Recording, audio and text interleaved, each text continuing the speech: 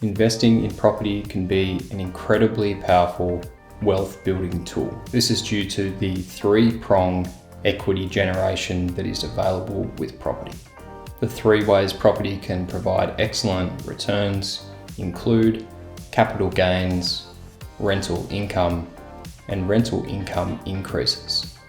Now, we do get very similar returns with stocks. We do see capital gain with stocks, and we also do see dividend yields with stocks, which would be very similar to rental income. However, property has the distinct advantage of consistent increasing rent prices.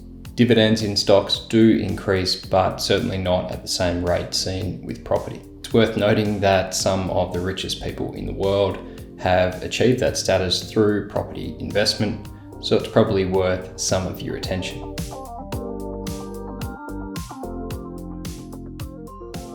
G'day everyone, and welcome back to another episode of the Aussie Investing Machine. Thank you so much for joining me. The difficulty with property, unlike shares, is that it can be quite hard to get started. There is a high barrier of entry into the property market. However, this barrier of entry can be significantly reduced through techniques like negative gearing, which is what I wanted to talk about in this video. Negative gearing is a widespread strategy used for investing in property in Australia. In essence, it involves a negative investment cash flow. A component of the loss that makes up this negative cash flow can be tax deducted against an income. Now, before we get any further, I'd just like to say that this video is not intended as financial advice. Before making any serious investment decisions, please consult a licensed financial advisor or accountant. In this video, I wanted to review the concept of negative gearing and look at how it can be used to turn a negative cash flow into one that is either break even or potentially positive after tax. Let's first look at the advice the government provides on negative gearing. Now, this information has been retrieved from treasury.gov. This is their definition of negative gearing. Negative gearing is where expenses associated with an asset, including interest expenses, are greater than the income earned from the asset. Negative gearing can apply to any type of investment, not just housing. Individuals who are negatively geared can deduct their loss against other income, such as salary and wages. Now, Treasury also provides some justification of why people might want to employ this type of strategy.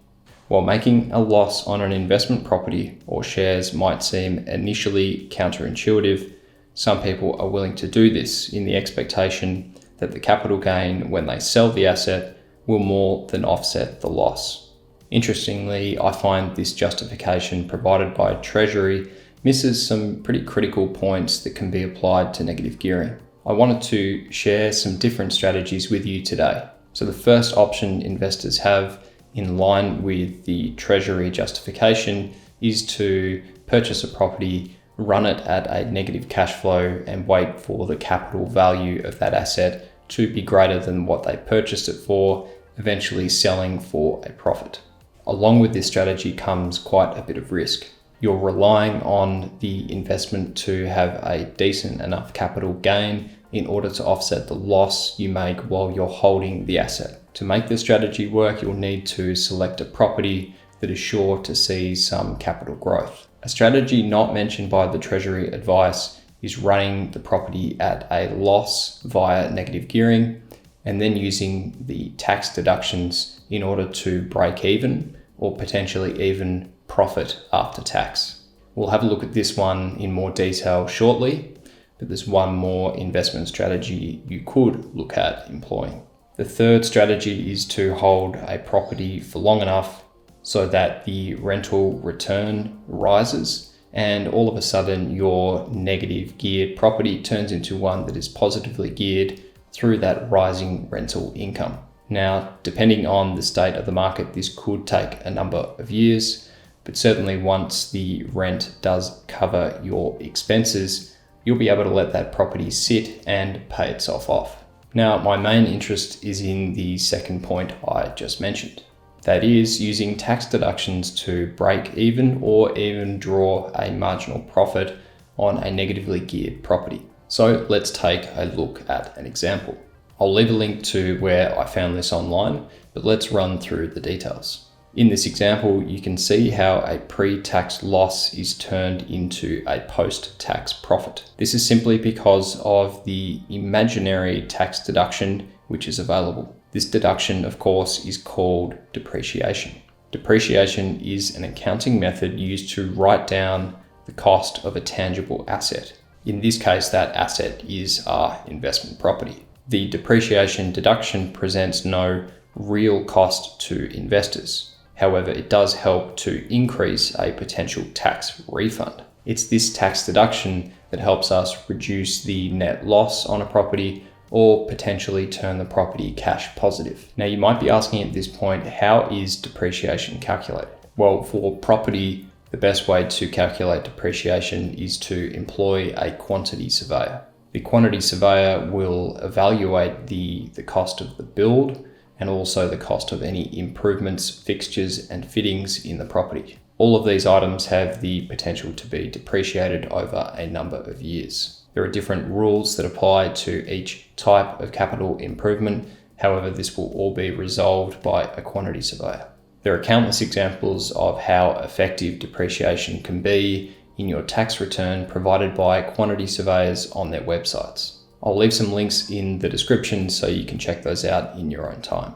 If you're looking at investment properties and you've got a rough idea of the costs associated along with the depreciation, you can use some calculators online to determine what your tax refund would be. These are typically called negative gearing calculators. Now, I'm not an accountant, but looking at some of these calculators, I've noticed some flaws. On one of the calculators that is pretty high in the Google search results for me, it's called the Your Mortgage Depreciation Calculator.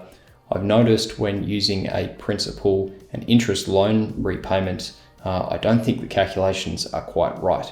You are able to deduct the interest component of your repayments, but you are not allowed to deduct any of the principal amount you're repaying against your taxable income. When you select a principal and interest repayment method on this calculator, it looks like, to me, at least on the surface, that it is including your principal repayments in your tax deductions, which is not allowable if you have a look at the ATO's website. So I just stress again, before making any financial decisions, please consult your accountant to make sure you've got all of the facts and figures 100% correct. Anyway, that's some food for thought about how you might be able to turn a negative cash flow property into one that is either break even or cash flow positive. I hope this helps in your investment property research and gives you some inspiration to get into the market. If anyone watching has had some success with negative gearing, or if you're thinking about buying your first investment property, make sure to leave a comment below. I'd love to hear what you've got to say. Anyway, that's all from me today. Don't forget to give the video a like if you enjoyed it, and subscribe to the channel if you'd like to see more content just like this. Until next time, take care, and I'll see you in the next video. Cheers.